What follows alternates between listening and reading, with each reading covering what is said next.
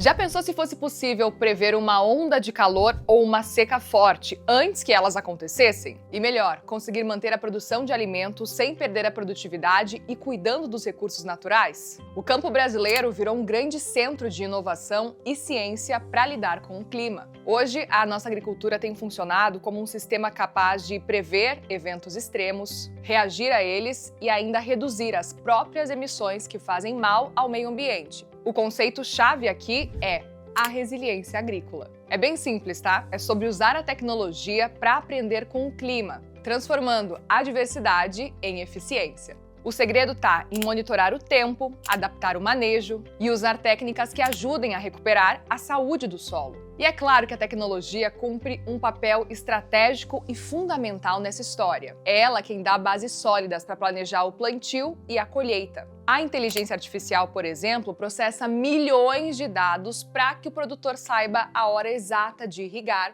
ou a quantidade certa de produtos para proteger a lavoura. Outro exemplo são os drones, que captam imagens de alta resolução e revelam falhas e doenças muito antes do olho humano perceber. Essas informações todas vão para um maquinário com um GPS, que aplica os insumos defensivos com precisão milimétrica, sem desperdício. E ainda tem a biotecnologia, que entra com sementes desenvolvidas para serem mais fortes contra pragas, contra mudanças climáticas e etc. E aí toda essa tecnologia gera dados para a gente entender a pegada de carbono, o que possibilita colocar na ponta do lápis quanto de gás de efeito estufa foi emitido pelo maquinário, pelos insumos e quanto foi removido ou sequestrado pelo solo, pela vegetação. E o resultado desse balanço diz se a atividade é neutra, emissora ou positiva para o clima. Hoje, quem faz essa conta são softwares que ajudam a dizer se a fazenda está ajudando a limpar o ar, por exemplo. Quer um exemplo prático disso? A Fazenda Estância, em Pirassununga, no interior de São Paulo, que é administrada por duas irmãs, a Aline e a Natália Vick. Elas usam todas essas práticas regenerativas, mensurando tudo com a calculadora Footprint Pro Carbono da Bayer. Foi assim que na safra 2024-2025 elas conseguiram reduzir em 60% a pegada de carbono da soja e em 46% a do milho, se a gente comparar com a média nacional. Ou seja, a produtividade e a sustentabilidade andaram juntas, produziram bastante e respeitaram o meio ambiente. O início da nossa jornada com carbono, né, medindo carbono tanto no solo quanto acima do solo nas nossas atividades, que é a nossa pegada de carbono, isso tudo foi possível dentro do projeto Pro Carbono, que a gente começou a participar em 2021,